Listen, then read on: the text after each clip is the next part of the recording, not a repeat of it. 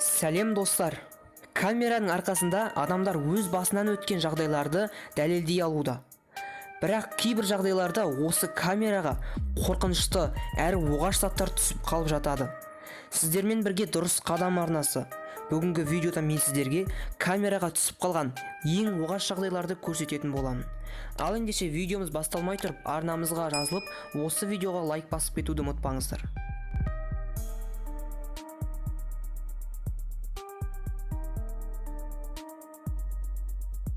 Мына видеода бір адам көшедегі шамдардың үстінен секіріп жүргенде байқамай құлап түседі. Бұл адам құлап түскен кадрларды анықтап қарайтын болсақ, бұл жігіт өлі аруақ секілді мына шамның ішінен өтіп кетеді.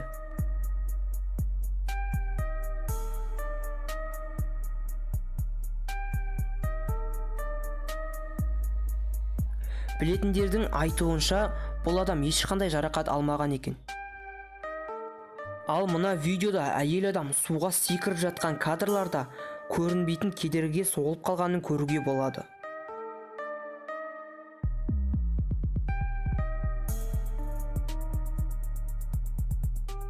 Бәлкім бұл әйел секірген жердегі ауаның тығыздығы өте жоғарғы дәрежеде шығар. Ал сіз қалай ойлайсыз? Ал келесі оқиға тікелей эфир уақытында болған.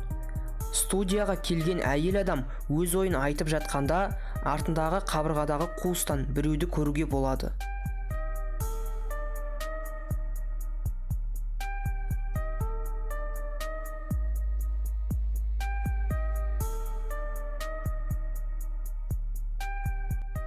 Әрине, бұл жай ғана бір адам деп ойлауға болады.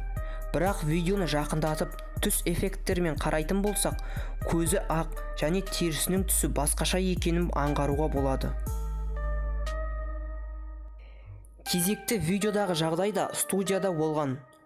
Бұл жердегі жағдайды сіз өзіңіз тауып көріңіз. Maravilloso, seguimos con el Melate a través de...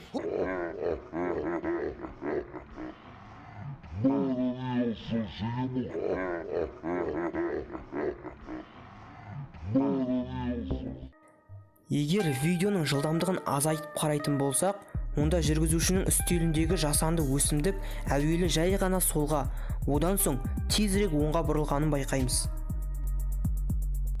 Ал кейбір адамдар бұған таң қалмайды. Себебі жүргізушінің қолындағы қағаз сол затты қозғады деп ойлайды. Ал менің ойымша, жай ғана қағаз осындай затты қозғауға күші жетпейді.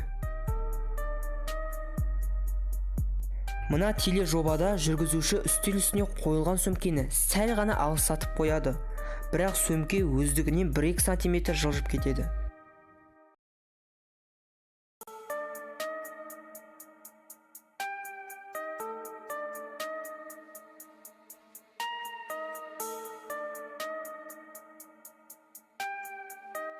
Достар, егер видео ұнаса лайк басып, арнамызға жазылып, осы видеоны жақын достарыңмен бөлісуді ұмытпа.